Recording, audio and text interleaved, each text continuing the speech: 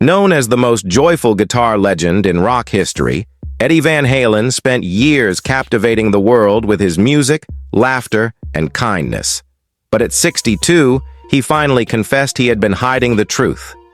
Behind that famous grin was a secret blacklist of 6 iconic guitarists everyone thought he loved. These were men he once idolized, respected, or drew inspiration from. They had hurt him, ignored him, or wounded him more deeply than anyone knew. Once you discover their names, you'll see why this revelation rocked the entire rock community. Number 1. Eric Clapton, the idol who crushed Eddie's spirit. The first name on Eddie Van Halen's hidden enemies list is the one nobody saw coming. Eric Clapton. Yes, that Clapton. The same icon Eddie adored so much that he wore out his Cream albums playing them over and over every night.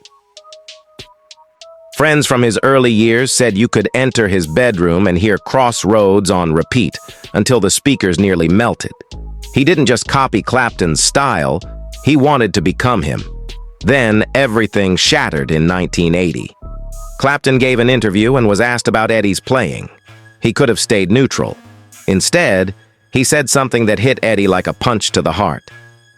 "He's technically very good, but I don't hear much soul." People close to Eddie said his face dropped when he saw the quote. He didn't explode. He simply said, "I learned everything from him." The real blow came later backstage in Los Angeles. Eddie finally met his hero. He walked in thrilled, almost shy, like a child meeting Santa. Clapton barely glanced up. He kept checking his watch. No smile, no greeting.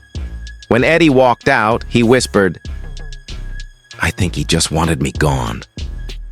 That moment changed him forever.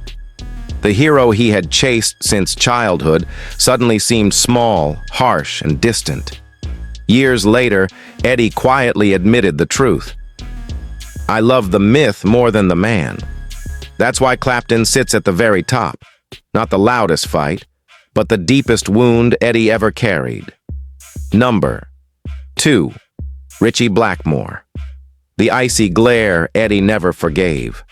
Ritchie Blackmore didn't need to say a word to earn a spot on Eddie Van Halen's blacklist. The first time they met, the air turned cold.